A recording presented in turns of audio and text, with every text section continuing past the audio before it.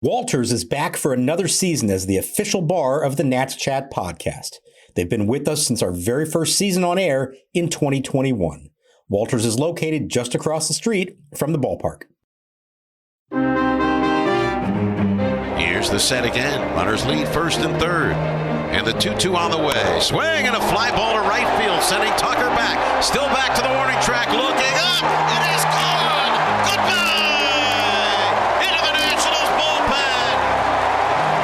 Bang, zoom goes C.J. Abrams. Indeed, a clutch two-out hit here in the bottom of the first inning is a three-run home run with Wood and House to greet him at home plate. It's the Nationals 3 and the Dodgers nothing. Here's the 1-0. Swing a long drive right field. Way back goes Wood to the warning track, and this game is tied. Three-run homer. Shohei Ohtani is first of the year. And the Nationals lead gone. It's the Nationals 3 and the Dodgers 3. Abrams shaded up the middle. Third baseman Bebos toward the hole. And the pitch swung on it high in the air, deep to right field toward the corner. Wood going back, looking up, and this ball is gone. Goodbye. A home run just inside the foul pole into the second deck in right field. A towering high fly ball for Freddie Freeman down the right field line. And the Dodgers have hit their fourth home run in the last 3 innings. And welcome to Nats Chat, along with Washington Nationals insider Mark Zuckerman of natschatpodcast. I'm Al Galdi, host of the Al Galdi podcast. Mark is at Nationals Park, where the Nats have played their first home game in MLB's 2026 regular season, in which they now are 3-4, a third consecutive loss, a 13-6 loss to the Los Angeles Dodgers at Nationals Park on Friday afternoon in Game 1 of a 3-game series. Official attendance, 41,161. The crowd was great. The sun was shining. The Nats did a good job with the pomp and circumstance. They did not go with an opener, but their starting pitcher, Miles Mikolas, began his outing with 2 perfect innings. C.J. Abrams in the bottom of the first smashed a 2-out 3-run homer to right field for a 3-0 Nats lead. Things were looking good for our rebuilding Nats against the 2-time defending World Series champion Dodgers. And then the rest of the game happened. The Nats over the 3rd through 7th innings got outscored 12-1. Miles Mikolas ended up allowing 11 runs in 4 1/3 innings. The 11 earned runs, a new record for most earned runs allowed by a Nats pitcher in a regular season game since the franchise moved to Washington, D.C. in the 04-05 offseason. And that was your home opener for this 2026 regular season. As is tradition for Nats home openers, this installment of Nats Chat is brought to us by the great Mason Kalfas, the top legal recruiter in Washington, D.C. Mason has been with us since our first season, which was 2021. You can reach Mason at 202-486-3535. Mark, the Dodgers are what the Nats want to be, a powerhouse. Nats president of baseball operations, Paul Taboni, famously said that he with the Nats wants to create, quote, a scouting and player development monster. One of the simplest ways of doing that is creating a scouting and player development monster. You think about the Dodgers, they are a monster in pretty much every conceivable way. And the Nats, off a wonderful start to the day, ended up, shall we say, getting devoured by the monster. Yeah, you could say that. And the shame of it, Al, I mean, I think we're really talking about one guy out of the 26. I mean, this is going to sound weird to say in a game that they got blown out. Pretty much everybody who played for the Nationals in this game, I thought, had a decent day. Some of them had a very good day.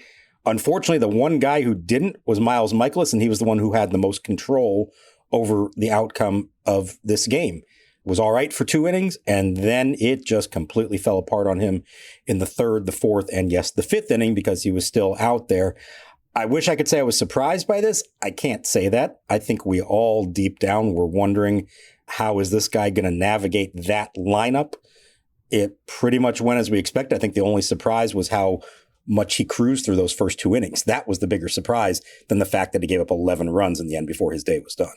Well, it's a funny deal, right? The Nats for this series initially did not list a starting pitcher for either game 1 or game 2. And so we logically thought, hey, we're going to see some openers over the first 2 games of this series. But the Nats have since announced starting pitchers for each game. And the starting pitchers are real starting pitchers. Miles Mikolas, game 1, Jake Irvin, game 2, Foster Griffin is going in game 3. And yet that's the thing. Mikolas begins the game with 2 perfect innings.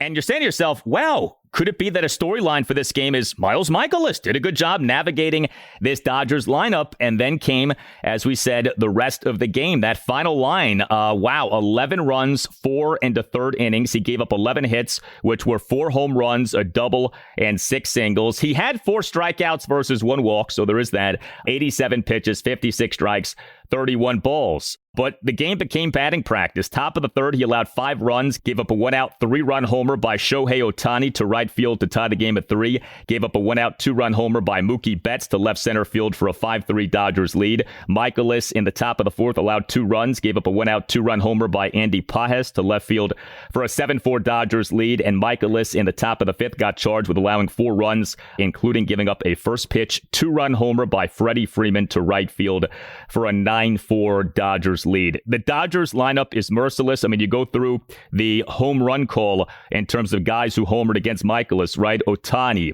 and Betts and Pages and Freeman. And it's like, yeah, this is what this lineup is. I thought it was interesting. Blake Butera during his post-game press conference acknowledging that Mikolas, in throwing a bunch of first pitch strikes early in the game, got the Dodgers to be more aggressive as the game went on. And the Dodgers ended up being all over Mikolas as the game went on.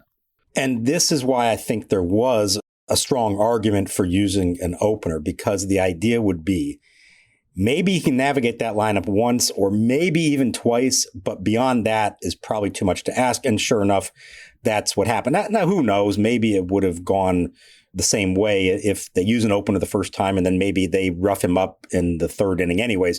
But you're right, that first time through, he was working deep counts and being able to throw his off-speed stuff and get him to chase a little bit. You mentioned a couple of strikeouts that he had, and then you saw that switch from the Dodgers. They were much more aggressive going right after him early on, and oh man, you saw what the end result of that was. Now, the reason they didn't use the opener, I do think it was very much in their plans, in their perfect world. They wanted to do it, and that's why they listed it as TBA the other day.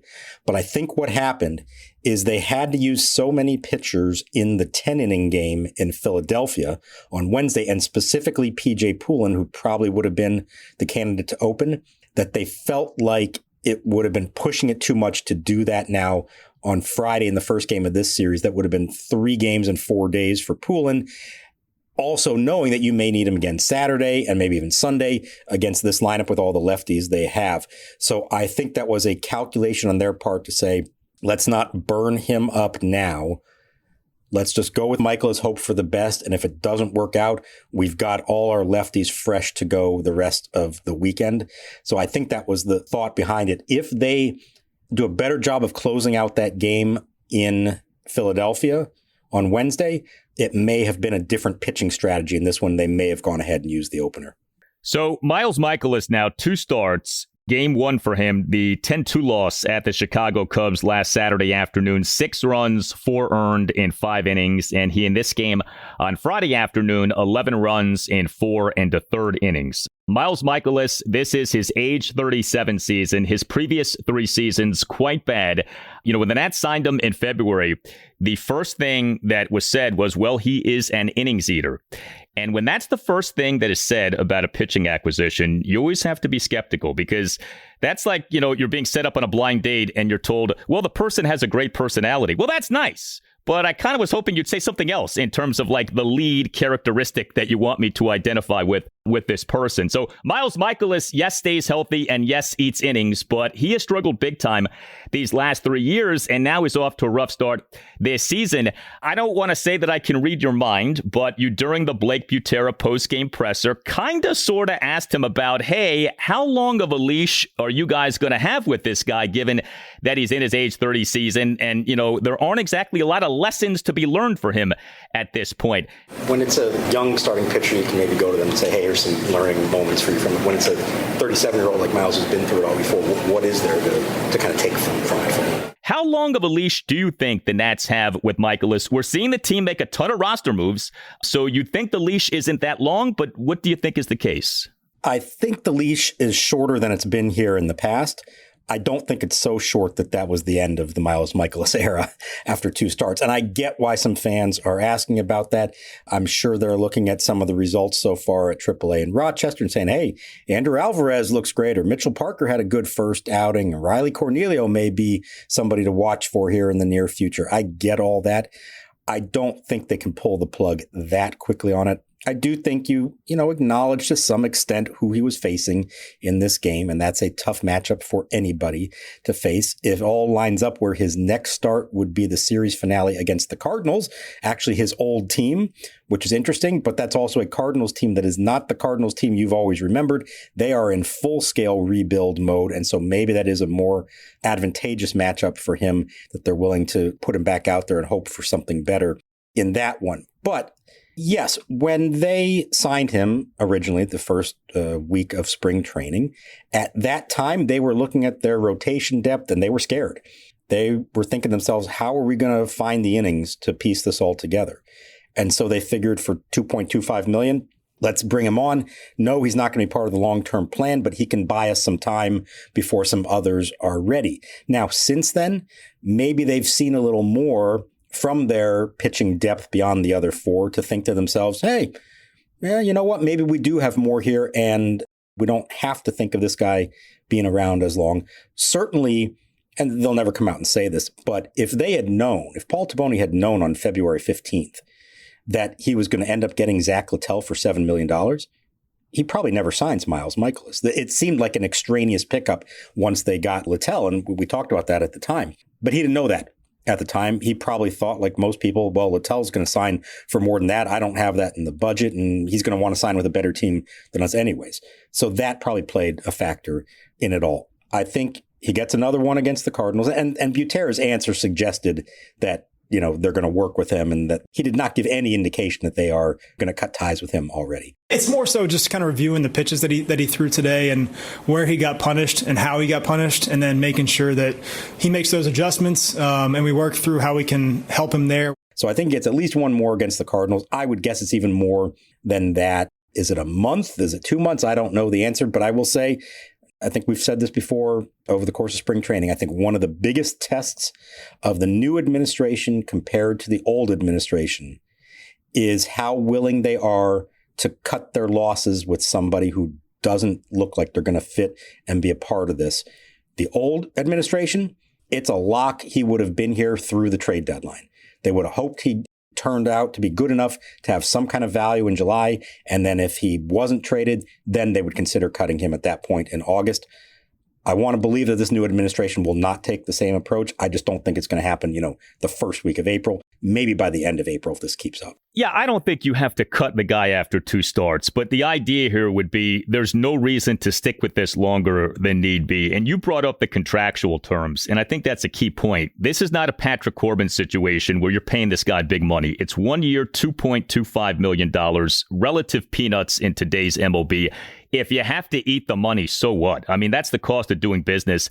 And, you would think that if you're Paul Taboni, there's no reason not to move on from this guy if he does continue to struggle to this extent. It's a funny deal, right? We've seen the Nats model their behavior after the Rays. The Dodgers are run by a guy who used to run the Rays, Andrew Friedman. Andrew Friedman's background includes him having been in the financial world. And a lot of times, these analytically inclined teams, they are like day traders with transactions. And that's how the Nats have been lately. And so, if they're going to continue to be that way, you'd think that the leash isn't that long on Mikolas. It also would be interesting to see this. If the Nats with their process can get Mikolas to be better, if maybe they can, take him from being a guy who's really struggling right now to maybe being halfway decent. But the problem is that the last 3 years have been so bad that I don't know that decent is in there anymore. Mikolas at one time was not a bad pitcher, but, you wonder if he's just kind of shot in terms of being a guy who could be consistently good. Last 3 regular seasons, Miles Mikolas, ERA of 4.98, ERA plus of 85. Again, he's eaten a lot of innings, so there is that. But if you're eating innings to the tune of a 4.98 ERA, it's not really doing your team all that much good.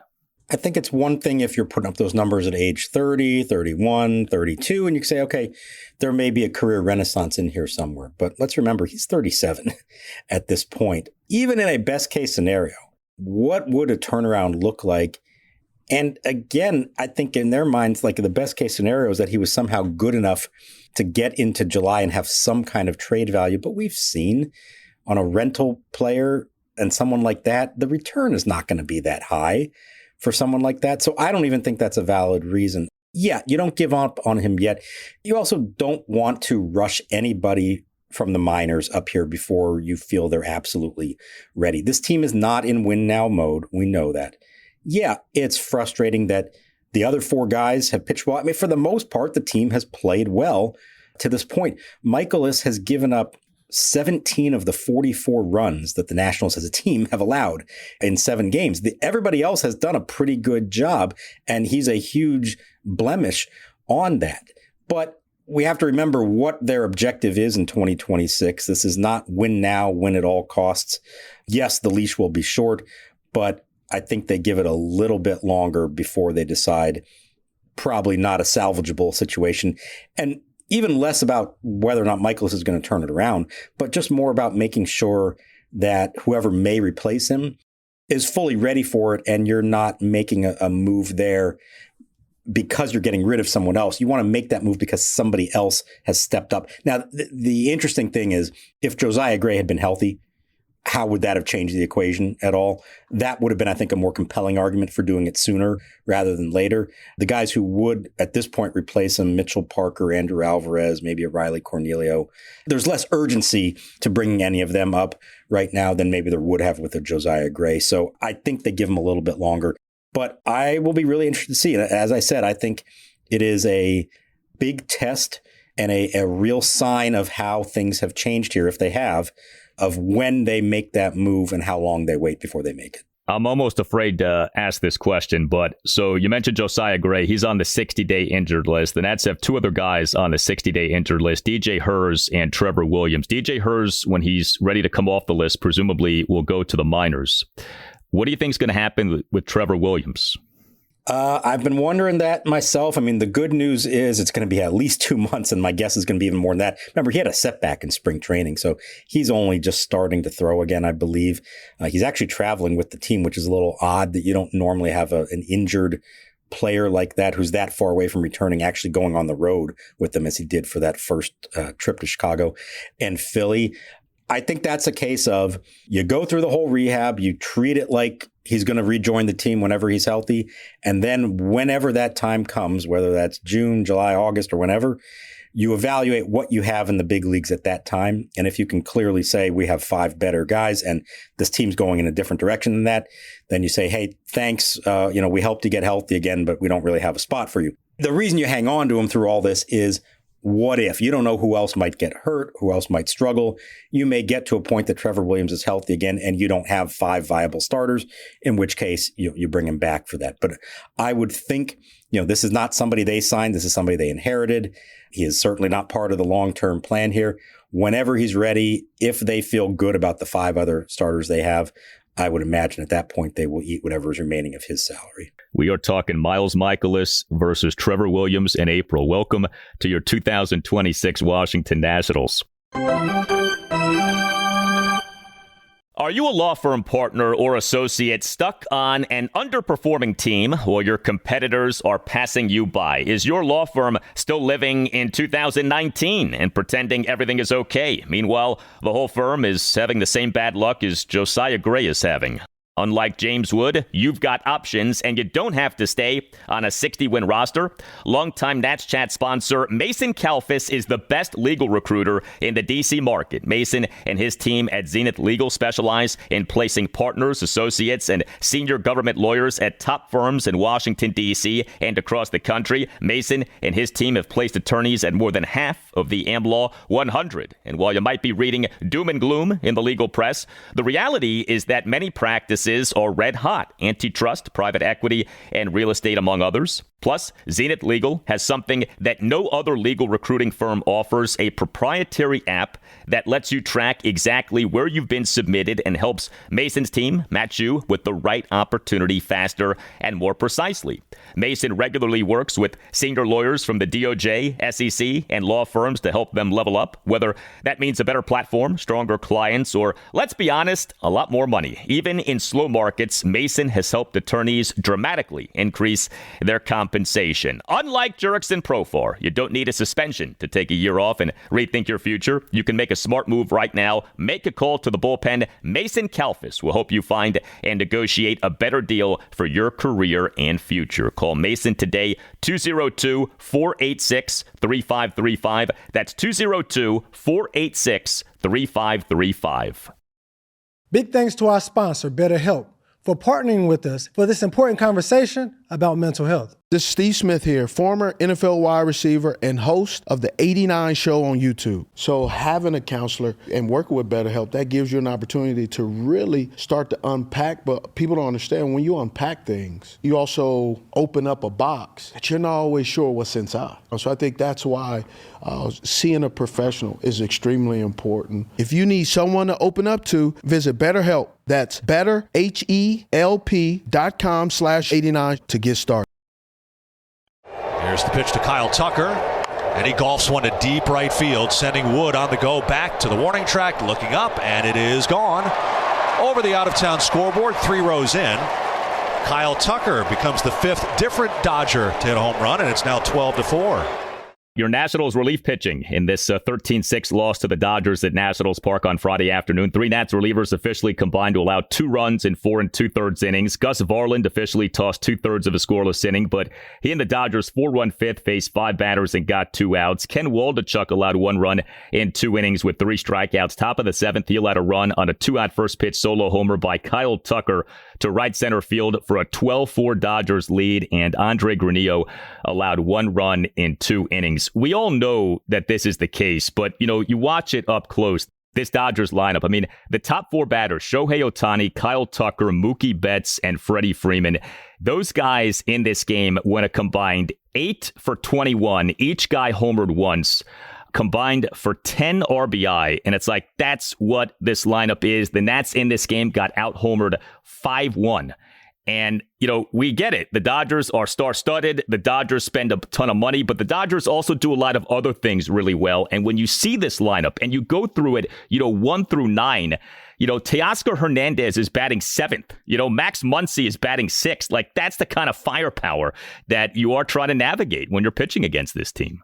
I was just going to say, Teoscar Hernandez as your number 7 hitter. I mean, he's a good, all-star caliber player, and he's batting 7th in this lineup. That tells you everything you need to know.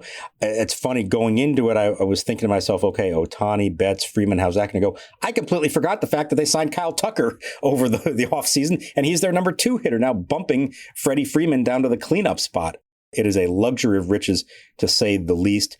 And I think that's why you put a little bit of an asterisk next to this one for Mikolas, because this is going to be a challenging lineup for anybody to face. We don't know how Jake Irvin's going to do on Saturday or Foster Griffin on Sunday. You hope that they have better results, but you don't know that with 100% certainty. And so that's why I'm not here to defend Mikolas in any way, but I think you have to be careful about reading too much into this outing because of who he was facing. Give him one more shot against a lineup not nearly as imposing as that, and then maybe start evaluating some things.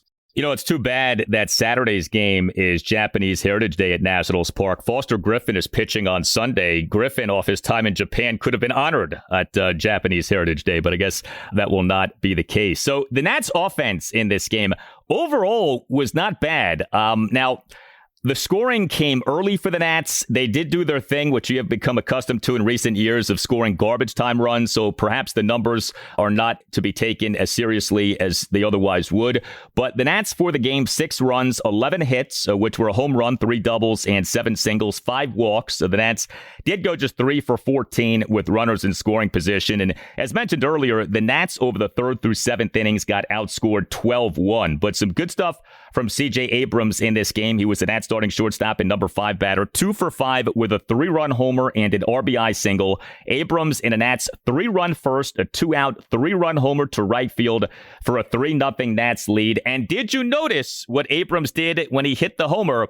He stood and admired the homer, and I had to laugh because that's what got him in trouble at Wrigley Field on opening day. But this time it was a homer. It was not what ended up being a hit on which he got thrown out. You could admire a shot like that if it ends up being a homer. That was a homer.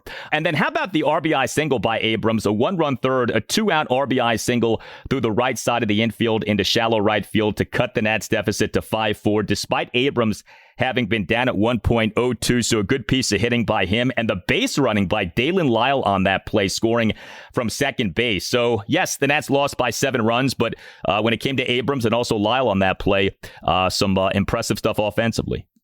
Yeah, look, that home run, it wasn't as much of a no-doubter as you would have thought based on the way that he reacted off the bat. Thankfully, it wasn't a problem in the end. You'd like for him, of all people, to be a little more careful with that. But I'll tell you what, the ballpark was electric in that first inning. When Mikolas retires the side, the top of that order, and then James Wood on the very first pitch rips a 109-mile-an-hour double to center field. Brady House draws another walk. He's been very patient up there. And then CJ hits that home run for a 3-0 lead. The ballpark is rocking.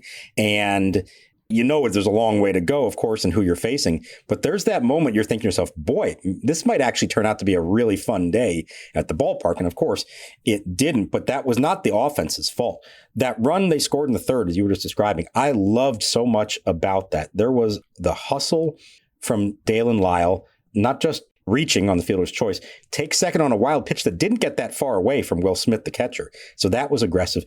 And then on the Abrams ball, it's a grounder to the right side, and the second baseman just kind of tips it, makes the diving attempt, tips it in the shallow right field.